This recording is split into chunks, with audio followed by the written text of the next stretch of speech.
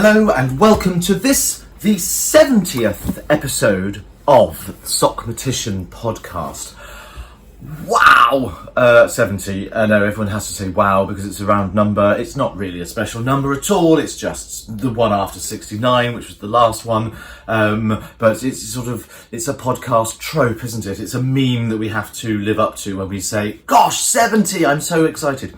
I'm just excited that I'm still here, really, still doing this, and excited that you are all here with me. Now, firstly, I would like to slightly apologise for the lighting. It's not going to be quite as bright here as it usually is. I've got the lights set up as well as I can. Unfortunately, my lovely new gadgety gizmo thing, the sort of bright light that I have showcased for the past few episodes, it's broken. It was £145 and it won't charge now. I'll plug it in and it's like, no, not going to do it. So unfortunately, I don't have that, I'm afraid. So, and I'm a bit backlit because it's daylight today, and that's going on. I should also say that I look really, really tired.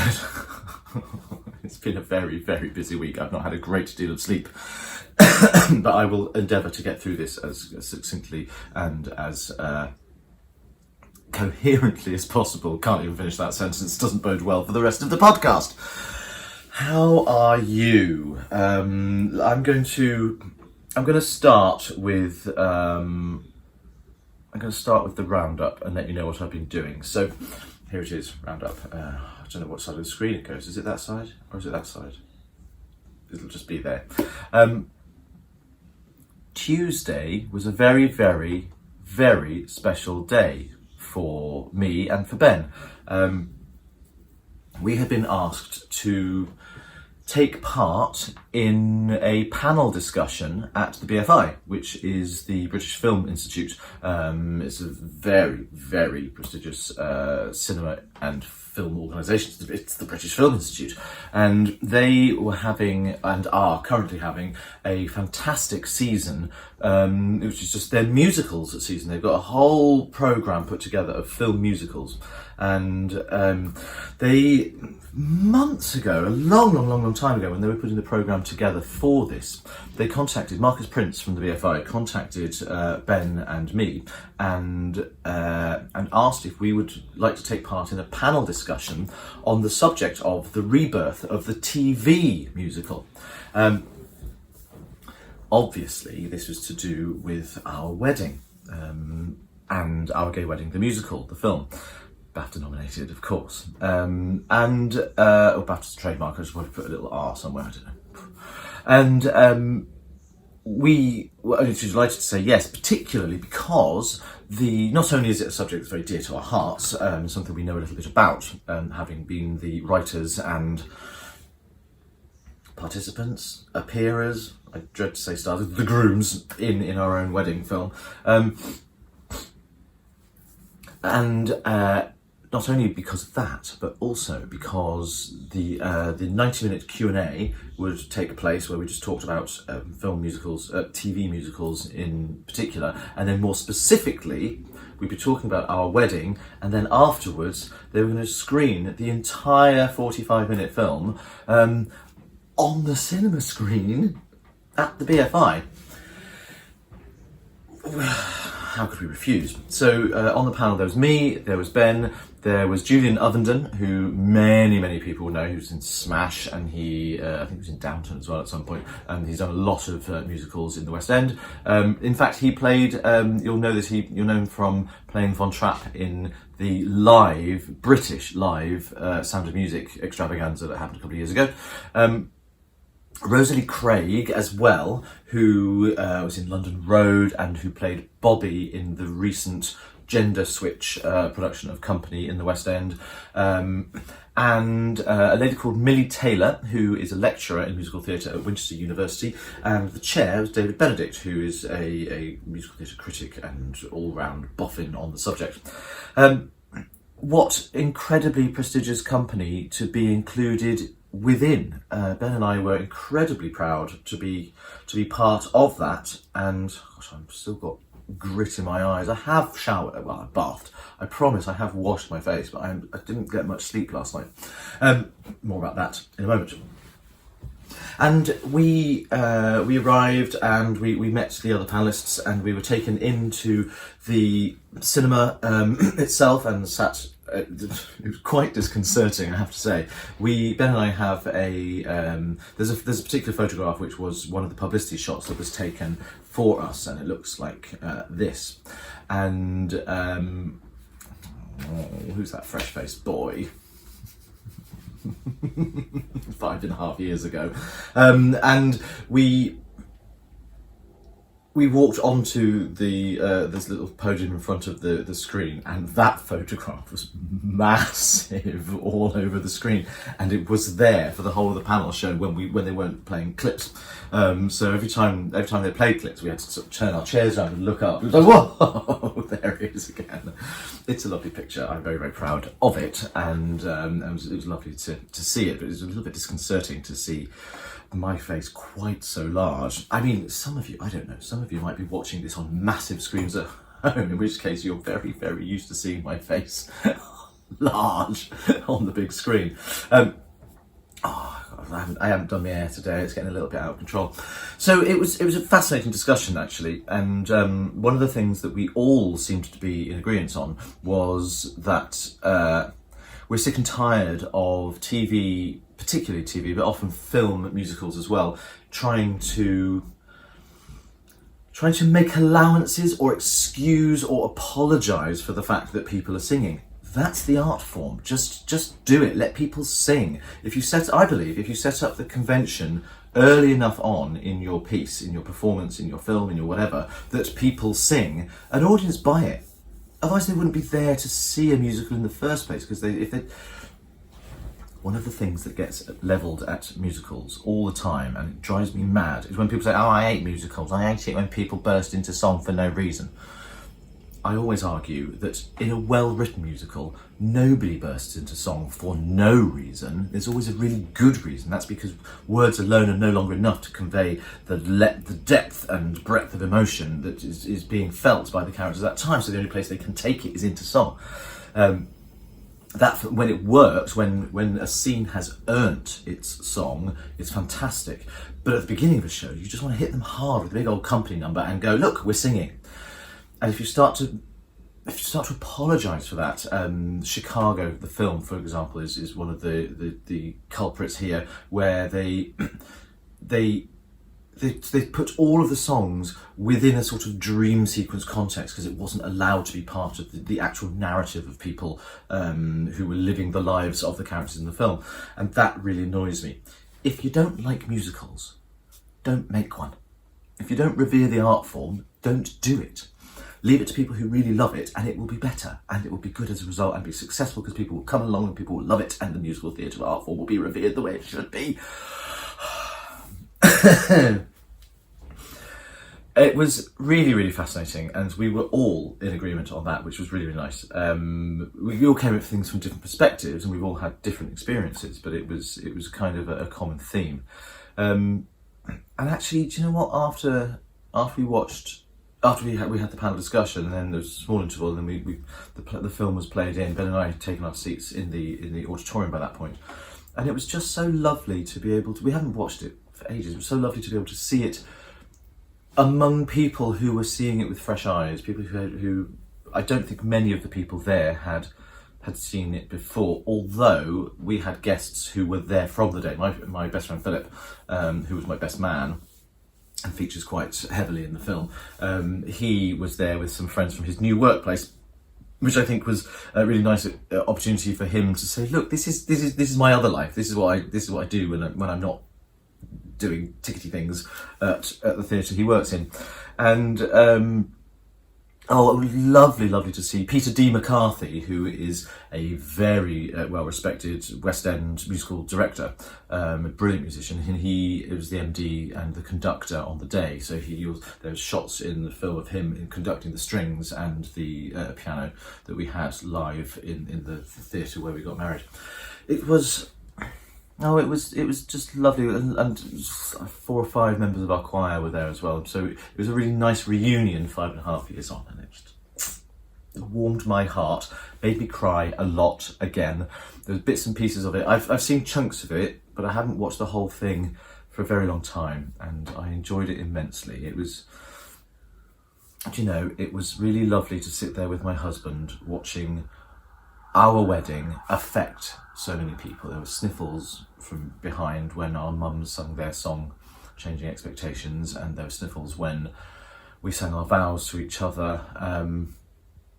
And one of the things about the film that I'd forgotten, I hadn't forgotten it was there, but I'd forgotten how powerful it was we had a very special guest performance in the wedding by Andy Bell, who was the singer in Erasure, pop group that came to prominence back in the 80s. And Andy sang A Little Respect. It was a ballad version. It was beautifully arranged for string and piano by our friend Fiona Bryce, who's an amazing orchestrator and string arranger and violinist herself. Sadly, she couldn't be there on the day, but it was lovely to have her work with us. She was away on tour with Placebo at the time. And while Andy was singing, and Andy was such a lovely, kind, caring human being, I really, really warmed to him. He was very proud to be there and be part of our special. He was really nervous as well, which I thought was very sweet, because he was like a big, huge star, and he wanted to do a good job. But behind him, on the screen, behind where he was singing in the theatre, actually on the back of the stage, there's huge projections, was a package of footage that was put together showing the journey from before homosexuality was decriminalised in the UK up until the point where we could get married on national television. So it was chronicling 55 years or so, and going through some awful times. The first card on the screen says that in 1955, something like that, there were, I can't remember the exact number now, but there were many people, men, who were in prison for homosexual acts. Then in 1967 there was the decriminalisation of homosexuality in England, or partial decriminalisation I should say, and then working through the Thatcher years and Clause 28, which is something that I was particularly badly affected by. Clause 28 for non-UK citizens. Watching this was a law that prevented teachers from being able to talk about homosexuality in a positive light in schools, which meant that we got left out. Essentially, we got left behind, and when we were in trouble, if you can't talk to your parents, sometimes you can talk to your teachers, but in order for your teachers to help you, they're having to break the law. It led to a lot of isolation. It led to a lot of institutionalised homophobia within teachers, particularly PE teachers, who could jump on kids for being gay, and I don't mean in that way, that would be very inappropriate, but I mean literally, and bully them senselessly, and in a very homophobic way. Again, always reinforcing the fact that to be gay is to be wrong. Then talking about the Soho nail bombing in the late 90s, and finally to the turning of the tide and equality and marriage equality, and then finally our wedding. It was incredibly powerful, and I was weeping watching it. There was a lady who was sitting next to me in the cinema, and she kept touching on the leg, because obviously she knew who I was because of the Q&A beforehand. She kept saying, this is so wonderful, this is so wonderful, thank you so much, I can't believe I'm sitting here next to you, it makes it all better. I was like, really? And it turns out, I was talking to her afterwards, she's from Australia, and she is the very proud sister to 2 younger gay brothers whom she adores. And so for her, she felt like, excuse me, I'm very tired, my voice is going. She felt like watching our story was touching her personal story very closely, and it was all over. It was just a lovely, lovely experience. Cut to the rest of this week has been a lot of admin, not creative knitting to be honest, a lot of admin, largely surrounding getting out the rewards, some of the rewards for backers for my ebook, Sockmatician's Double Knitted Brioche. And it's it's the only one. It's the only reward tier that I've been able to sort of fulfil so far. One of the rewards for £50. It's all done now, so it's all in the past. Thank you if you were thinking, where can I sign up? You can't. It's all closed, and you'll have to wait until the ebook comes out next year in order to buy it. And I will be very grateful for your support then. But until then, sit tight. But it was a £50 pledge would get you your early bird copy of the ebook, your name in the backer's roll of honour in the book itself, should you wish to. But the big part of that, the £50 pledge, was your choice of 15 of my currently available patterns. So there were over 100 people that pledged that offer. It was a good offer because 15 of my patterns alone on eBay, on Ravelry at the moment, all Lovecrafts. I think the prices are the same. I should check that. They 15 on average would cost about £75, so they were getting them for 50. Nice big discount, bargain, a nice influx of new patterns in their queue for the Christmas knitting period, as well as the ebook when it comes out later on next year. So a lot of people took me up on that, which was great, don't get me wrong. First of all, problems I know, but the admin burden. I realised the best way to do this would be to use the discount facility on the Ravelry website to generate 1,740 unique pattern download codes. Which meant that rather than me having to get a list of patterns from each of the 100+ people who had pledged this, and then send an individual email to each person, including their bespoke list of patterns, which, apart from the fact that the sheer burden of work there makes me feel sick, and I would be here till this time next year and the book would never get written. It was just so prone to human error, me getting it wrong and then having to mop everything up. I thought the best way to do it is to put the agency of this into people's own hands. So if I gave them some 15 unique download codes each, then they could go to I'll get onto this in a minute. They could use the system to select the patterns they wanted, put in the codes and get them for free and download them either to their Ravelry library if they have a Ravelry account, or if they don't, then they can download them directly at that point. So I'm very mindful of the fact that there is a Ravelry, non-Ravelry divide in the knitting community at the moment, and I absolutely support that. My own views on the matter notwithstanding, I understand that there are lots of people who would rather take one side or the other, and some people have an antipathy towards using the Ravelry website. I try to make it very clear that me using that wasn't actually giving support to Ravelry, or at least it wasn't the user giving support to Ravelry, because no money was changing hands at all. And so what I did is I set up a special page on my website with special buttons, so you didn't actually have to go to Ravelry, it just activated the Ravelry cart from the website. I was quite pleased with it, it worked out very nicely. And I hope has led to not many problems for people who are anti-Ravelry at the moment. I try to make it so as Rav-free a process as possible, if that makes sense. So far I haven't had any complaints, so that seems to have worked very nicely. Although I've had to mute my computer because as I've sent these all out, more and more people are redeeming them, and I get an email for every single one redeemed. So I'm getting, for the next few weeks, I should probably get 1,740 emails saying, "Bing, you've got a pattern. Bing, you've got a pattern. Bing," and it was going through the night, and it was driving me mad. Silence. So that was that, and that was done, and I'm really, really pleased about that. It's nice to have that off my chest. And the Kickstarter process actually is, I have to say, it's been very, very useful. I've been able to that you generate backer reports with who's pledged for what. It's very, very easy to get the information I need in order to fulfill people's rewards. And if you haven't heard from me yet, I know everyone's had a backer. If everyone's had a backer survey, if you're watching this and you are a backer and you haven't responded to your backer survey yet, please do ASAP.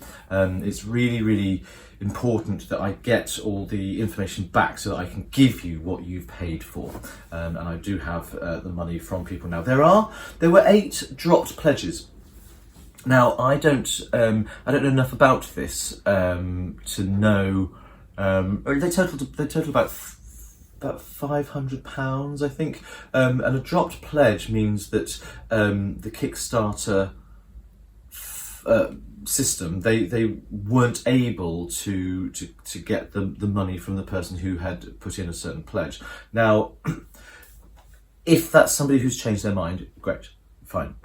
If it's somebody who maybe their card details have changed, if a card has expired since they pledged before the money was tried to be claimed from the card, then that money hasn't gone in, and therefore the reward isn't going to get sent out. So it's not that I'm urging people to say, I want all your money, because the project was oversubscribed and will do well.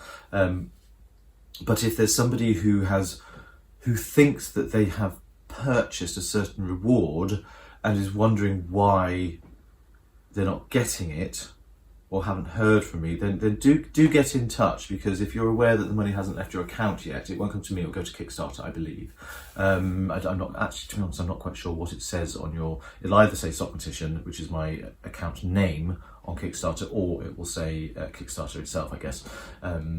But if you're aware that the money hasn't gone out yet, because all the money has now been collected and has been put into my account for use over the next 8-9 months, but if you haven't had that money taken and you still wish to be part of it, by all means, if you've changed your mind, then I absolutely understand, and it's your money and you're welcome to do with it as you please. I have absolutely no ill will towards anybody who thinks, actually, maybe I can't afford it after all. Then, on your way, and I wish you all the best. But if you still want to participate and you still wish to get your reward, I'm afraid you won't get it unless the money comes in. I'm happy to call. So if you're one of the 8 people who happen to be watching this, it's a long shot.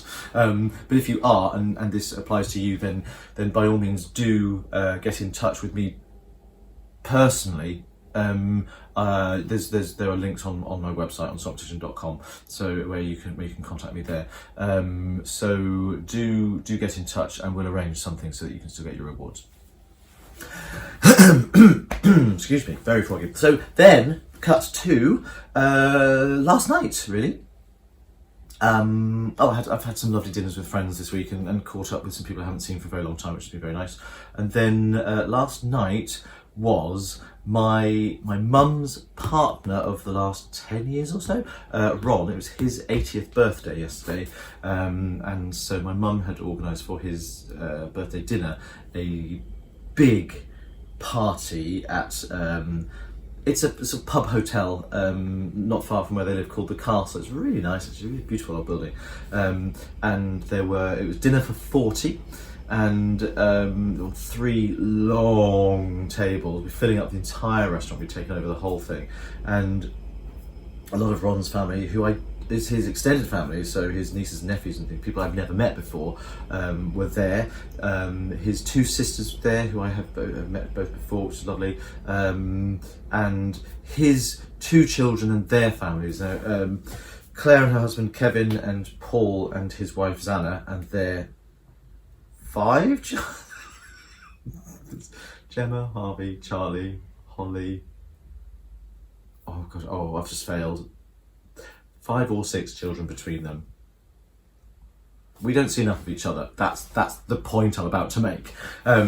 We all get on really, really well. Ben, Claire, Paul, and me, and Zana and Kevin, the spouses, whenever we do see each other, we get on like a house on fire. They are incredibly lovely people, incredibly easy to be around, and incredibly fun and happy-go-lucky people. And I'm incredibly.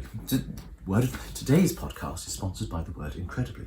I'm incredibly fond of all of them, and we don't get a chance to see each other very often, maybe once a year, if that, particularly not all together in the same room. So this was a really nice occasion, and it was really nice to reconnect with them. And Ron, I have to say, I couldn't wish for a nicer man to be spending my mother's later life with. He is kind and he's caring, he's thoughtful, he's considerate, he's loving, he's funny, he's intelligent, he's witty, and kind. Essentially, he's kind. I've learnt the older I get, the only thing I care about in another person is kindness. Humour comes a close second, but kindness first and foremost. Without kindness, the world is a horrible place, as I have learnt to my cost this year. And with kindness, we can all make the world a better place. And Ron has certainly gone over and above, doing his part in making the world a better place for my mother, and by extension and directly for me and my sister. He's a wonderful human being, and it was lovely to be there and honour him and say happy birthday. And I sent him a very cheeky birthday card. It was 10 text codes or abbreviations for the elderly.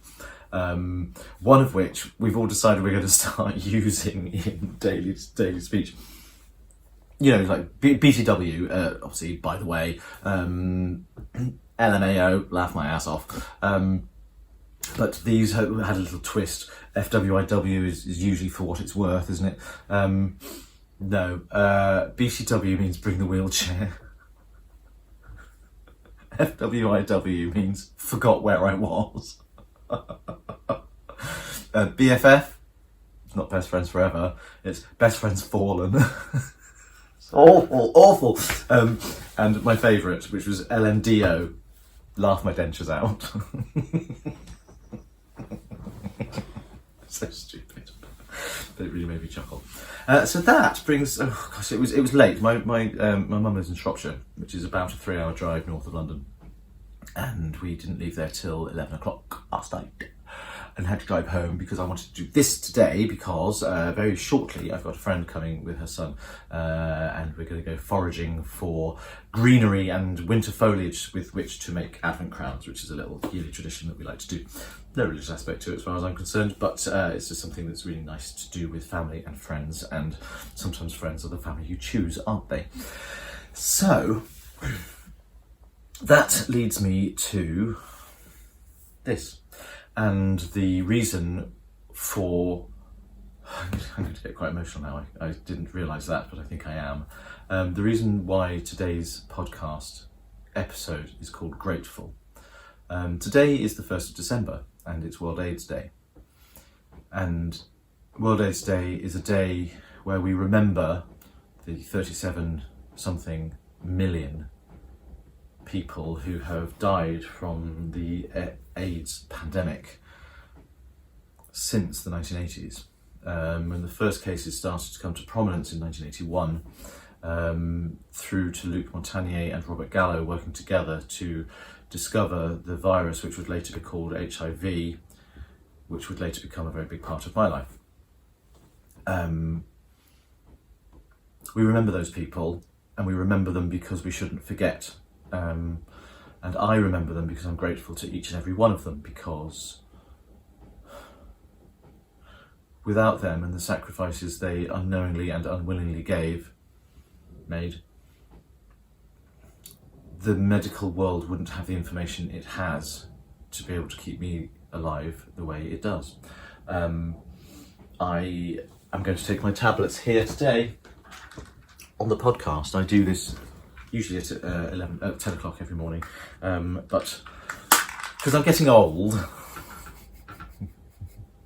even though I take my tablets every single day, I have one of these because I was starting to forget whether I had taken them or not. I believe I'm right in saying I've only ever missed one dose in the 2.5 years since my diagnosis. But I was starting to freak out a bit, and I thought, well, this will take away the anxiety. If I top this up, then I can see at a glance whether I've taken today's dose or not. I was starting to get, oh, have I taken them? It'd be like sort of tea time in the evening, because without enough of the drug in my body, the HIV virus can reactivate itself and can start doing the damage, and that's not what I want. So today is Sunday, so I'm going to open up my Sunday box, and let me introduce you to my lifesavers. these 3 tablets here, let me turn them over so you can see what's on them. There we are. The yellow ones are raltegravir. Raltegravir is an integrase inhibitor, and that's a class of HIV antiretroviral therapy which causes it impedes the production of integrase, which is an enzyme that the HIV virus needs to be able to literally to integrate its own genetic material into the host cells of my CD4 count, of my CD4 cells, which is my immune system. Without that, it can't do that, which is stopping it in one way. And the blue tablet here contains entrocitabine and tenofovir disoproxil, which are both non-nucleoside reverse transcriptase inhibitors. And a reverse transcriptase inhibitor prevents the production of reverse transcriptase, which is another enzyme that the HIV uses. HIV is what's called a retrovirus. This is my favourite HIV joke in the world. It's not called a retrovirus because it came to prominence in the 80s. It's a retrovirus because it doesn't have DNA like you and I have DNA, which is the double-stranded helix of deoxyribonucleic acid. It has RNA, which is a single helix. It has one single strand, but in order to be able to, the way it replicates, it can't do it on its own. It needs a host cell to use as a factory. So it takes its own genetic material, and using reverse transcriptase, it builds a second helix with its own genetic material, turns it into something that will fit into one of my CD4 cells.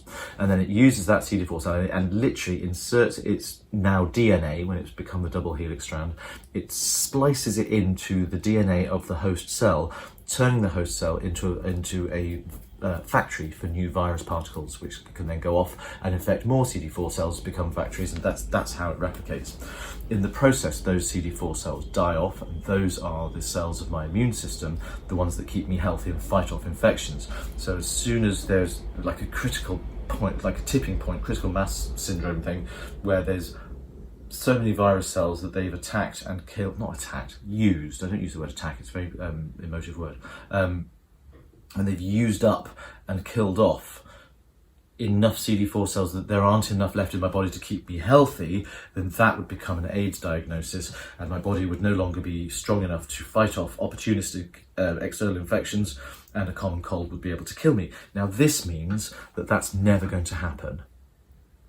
As long as I take these every day, there are 3 drugs in these 3 tablets, 2 in this one blue pill, and 1 drug in these 2 yellow ones. So raltegravir, and this used to be called Truvada, which is the PrEP drug. So if anybody has heard of PrEP, it's the pre-exposure prophylaxis, you can take one of these tablets every day, and it reduces your chance of being able to become infected with HIV by more than 99%. It's really, really effective. It's an amazing tool against new transmissions. I take it to protect me from the HIV that I already have, but people who are negative take it to stop them from getting HIV, which is amazing. But these 3 drugs together saved my life. So bottoms up, everybody.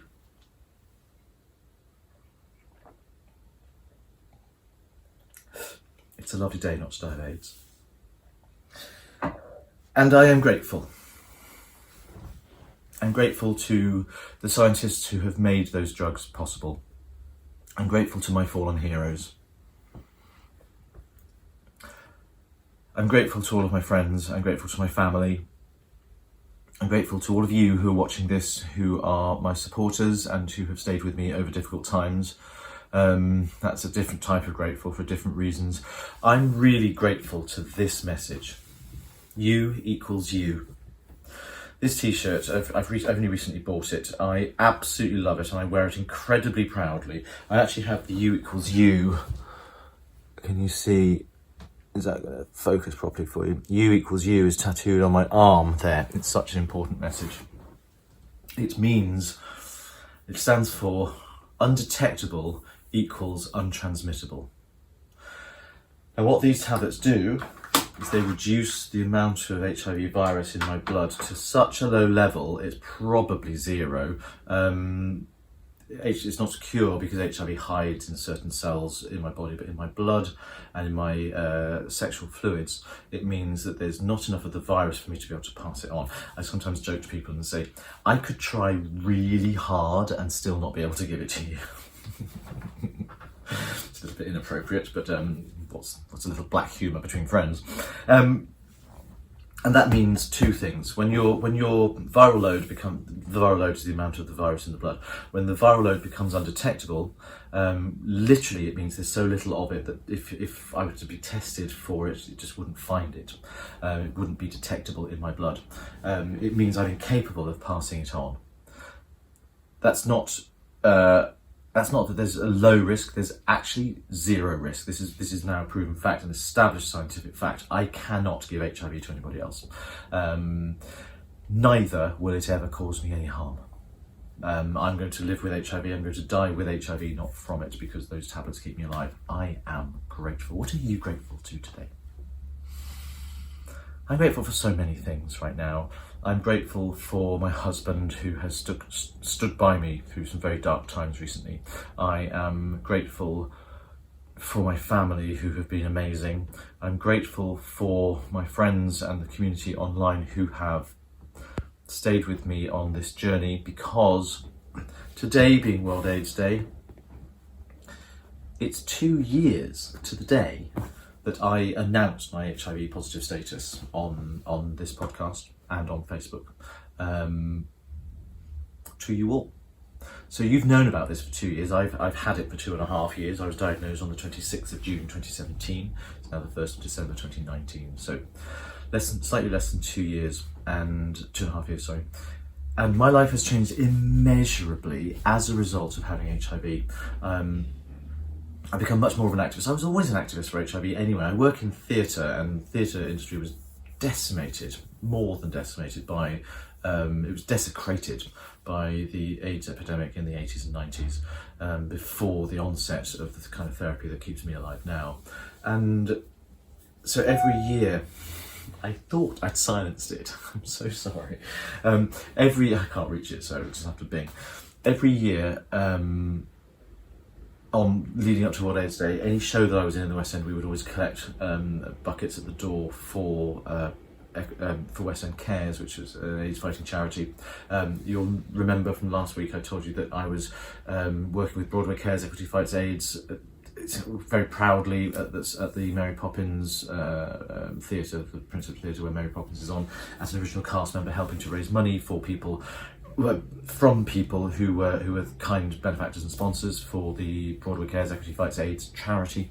It's something that's very dear to my heart. I'm on the steering committee at the Bloomsbury Network, and the Bloomsbury Network is at the Bloomsbury Clinic, where I get my HIV care.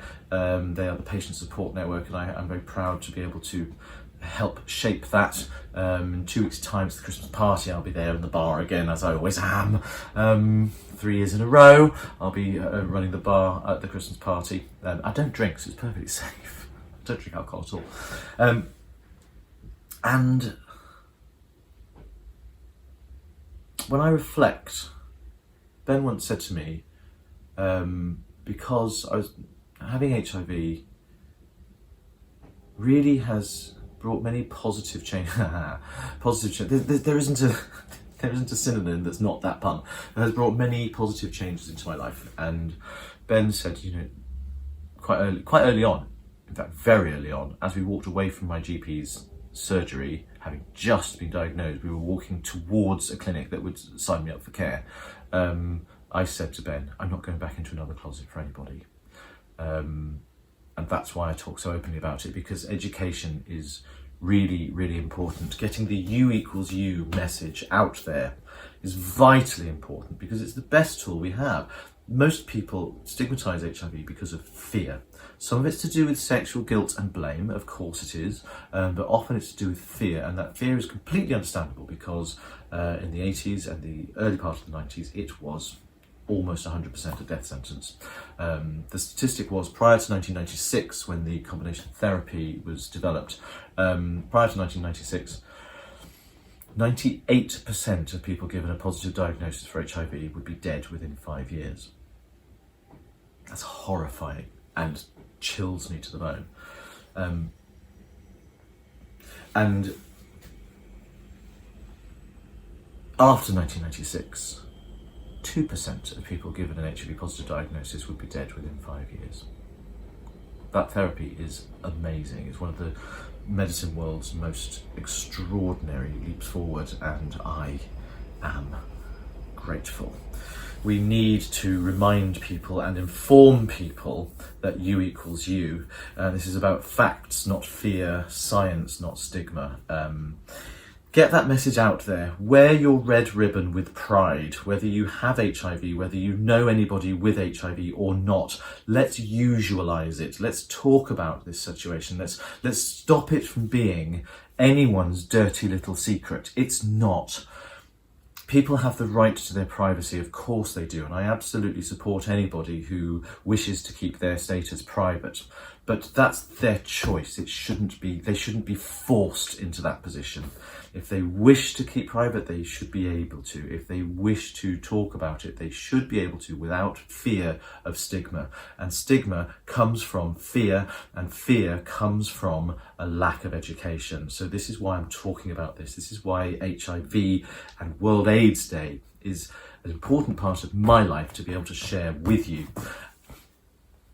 I'm very aware that it's kind of a coping mechanism. Early on, I felt that if I could use my situation as a force for positive change and to do good, then it wasn't a bad situation, and therefore I didn't have to hate the situation I was in.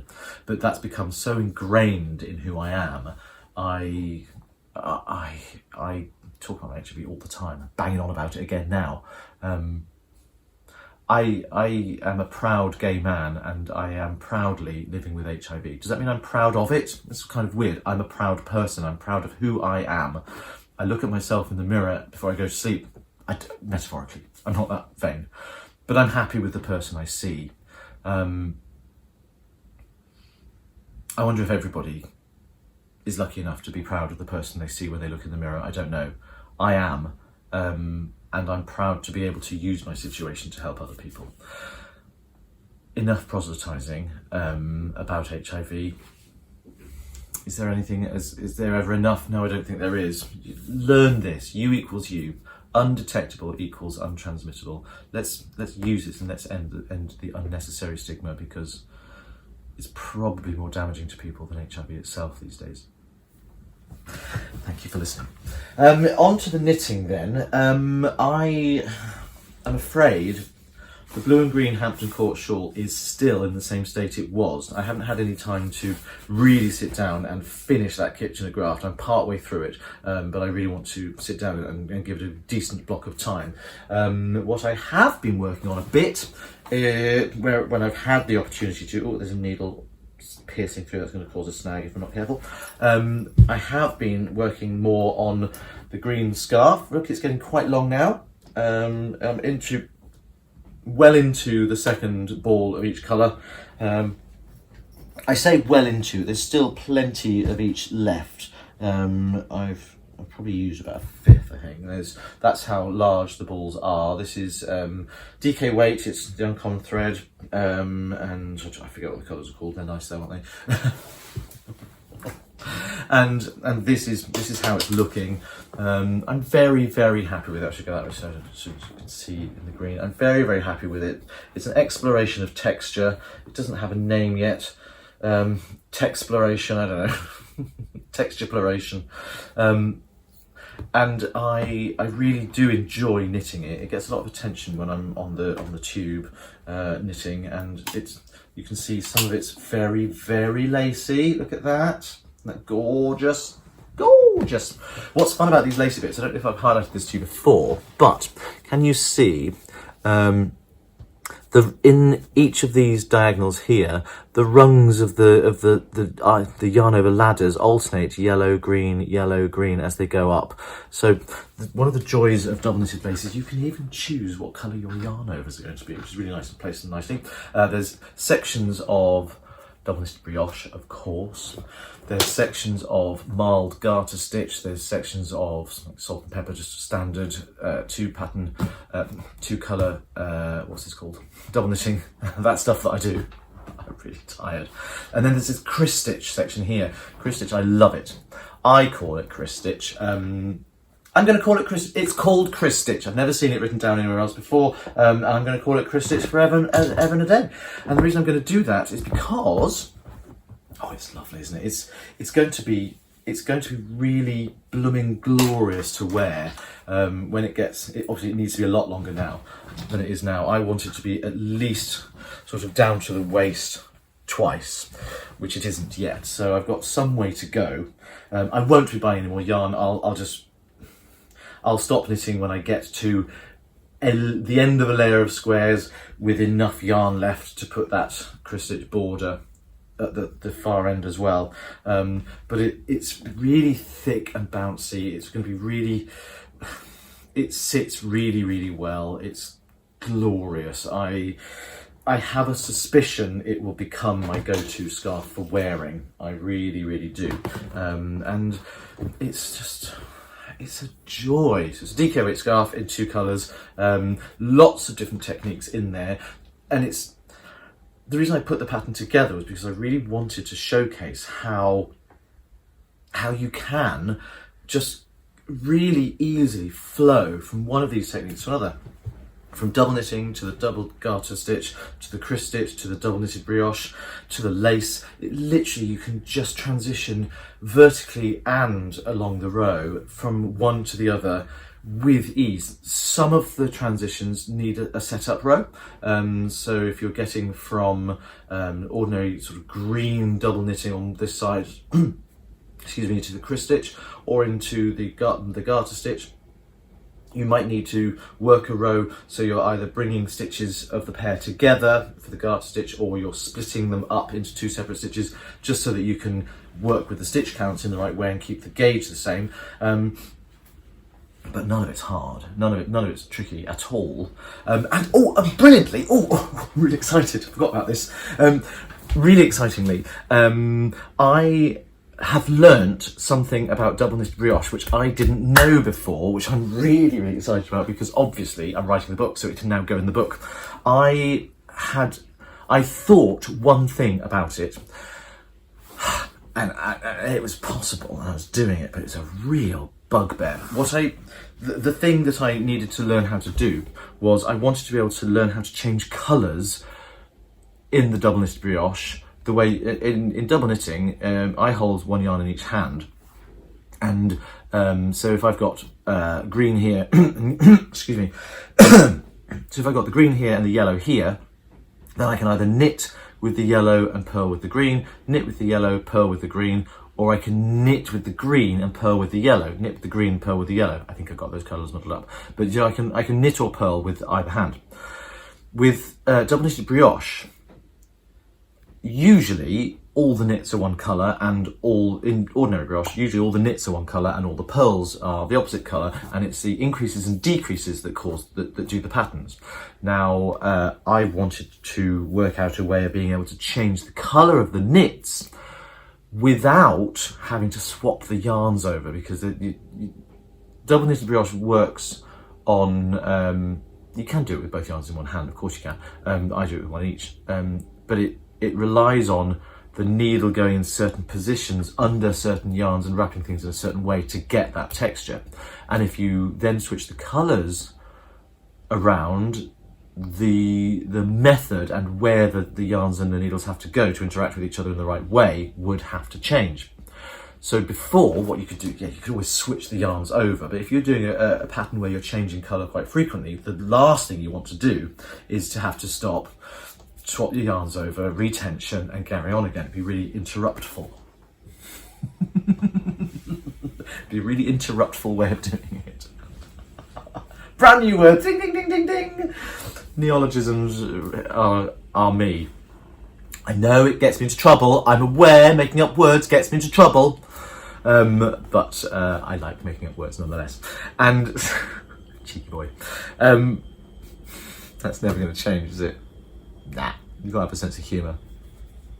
So, I found a way of like getting my needle and pulling one yarn over to one side and one over to the other one, and sort of trying to work through this tiny little gap. And I could do it, and I was getting quite fluent with it.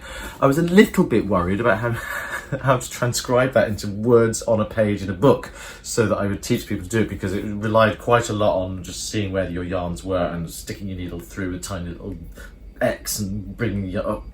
Nightmare. But then I noticed something that wasn't working quite right. And if I show you, have I got any examples of that where I can show you what was going on? Yes, here. Can you see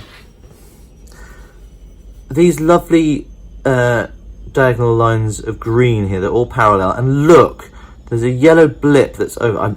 I'm not going to undo it. I'm just going to leave it as it is. The yellow blip there and the yellow blip there, that was when I was experimenting with, rather than switching my yarns over, of trying my other way. Now it works in the main body of it. It's indistinguishable from doing it any other way, but at the transition point, some of the yarns crossed over in front where they should cross over behind, and it was bugging me. It was if you heard a clank, then my spin dryer is underneath the draining board, and clearly it's just clanked some cutlery onto the floor. It happens. That it was consistent, so I could have allowed it to be a thing, but it really, really bugged me. And through some very, very specific looking, literally microscopic, what am I doing? Where are these yarns going? Why is that going the wrong side of the other one? I managed to work it out. It turns out, I'm so pleased, it could have gone the other way. It turns out that the very scary thing that I was doing of putting yarns in different places, which was difficult to explain, it's completely unnecessary. The way to get the yarns to stop doing that crissy-crossy thing where you don't want it to do the crissy-crossy thing is very simple. You just it's a different technique, but the technique is actually really, really simple. So actually, the whole point of the story is to say that crossing over the colours is much, much easier than I had thought it was, and now much more accurate, because I don't get that problem with the transition. I'm really, really happy. It's actually really simple to do. This is going to have a fantastic knock-on effect, because I'm experimenting. I haven't got any swatches yet, so I'll show you something in a minute. But it's not a swatch for that, but I have done a little bit of a swatch which I ripped out because I didn't like the way it was going. But I'm experimenting with syncopated brioche in double knitted brioche. Now, syncopated brioche is where you get the lines of the ribs and the pearls here, and then you'll bring the pearl ribs through and they become knit stitches, so you can switch the colours over that way. That's one way that in traditional brioche you can use different colours without. So every column of stitches which is green is still a green column of stitches, but see the green stitches on the back here. Here, they're in between the yellow stitches. Well, they would come through between and become knit stitches on the front. So it would look like the dominant colour was now green on the front rather than the yellow. It's to do with not changing colour of one single column, but bringing the column of the opposite colour between the two. And the new way I've discovered of changing the colours is going to make that so much more possible, and I'm really excited about it. So there's going to be some syncopated brioche, double knitted brioche going into the book as well. Talking of, it's so far just a tube of double knitted brioche rib. Double knitted brioche is so neat and tidy. It looks so uniform and so dense in structure and so beautiful, both sides. I absolutely love it. I've done one decrease. I haven't got very far with this pattern yet. I need to work out something of it, but can you see I've done one decrease here, where those two lines very gracefully come together, and unlike ordinary brioche, on the other side it's also a perfect blipless, look at that, no colour blip on either side. It's absolutely gorgeous. This is, again, I've got a ball band somewhere. I'll get another ball of it, it's over here. This is from Skeins. It's a different colour. I love the chartreuse, it's beautiful.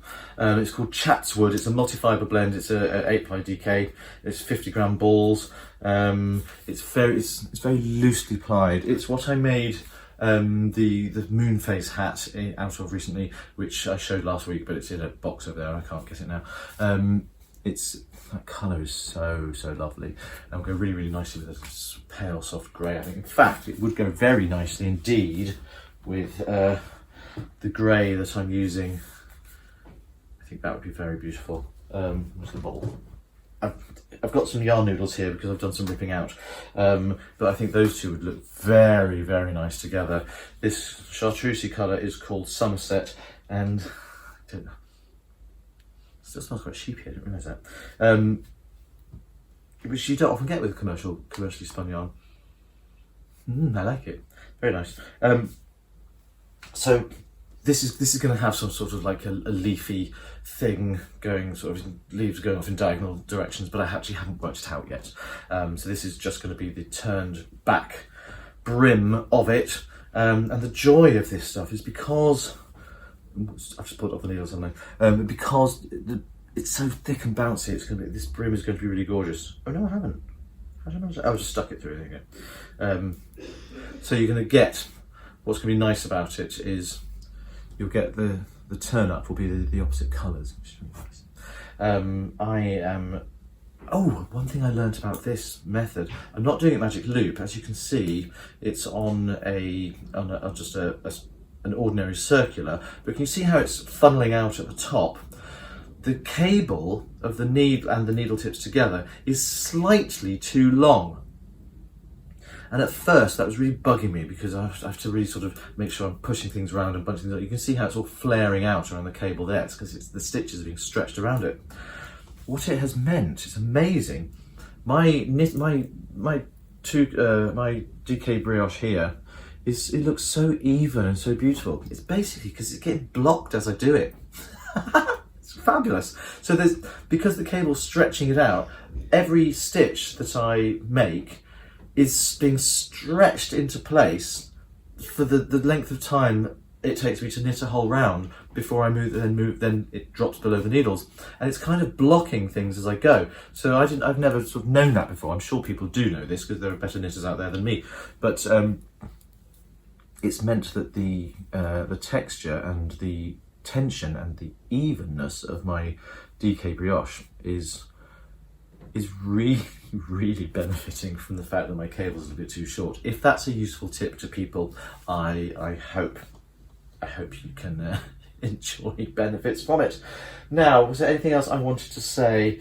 I don't think so. I think that's kind of it. There's been no other knitting. There's just lots of admin, and we are now on 57 minutes, so it is time for me to wrap up. So thank you very much for coming and spending your time with me today to watch this. It may not be World AIDS Day anymore by the time you do get round to watching this, but I just wanted to mark this opportunity because it's an anniversary for me. It's my third World AIDS Day as a member of the family, and it's also it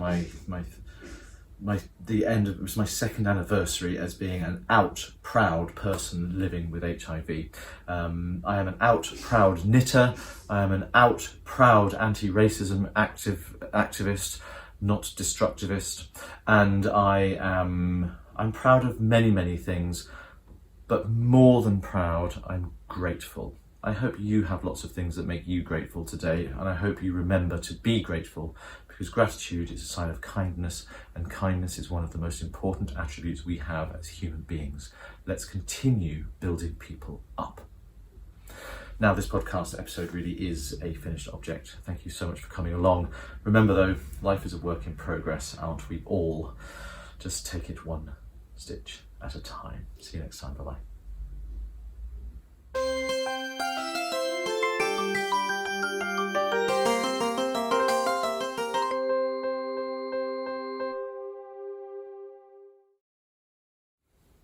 Hello, it's me again. Don't worry, the podcast really is over. I've just popped in, however, to say if you enjoyed it and you want to make sure you never miss another episode, why not click on this handy little subscribe button right here. Don't say I never do anything for you. Or if you're worried that you might have missed out on some really fun stuff from previous episodes, I've got a playlist link for you here, which has got all of the previous Sockmatician podcast episodes on it, so you never need to feel out of the loop again. Bye for now.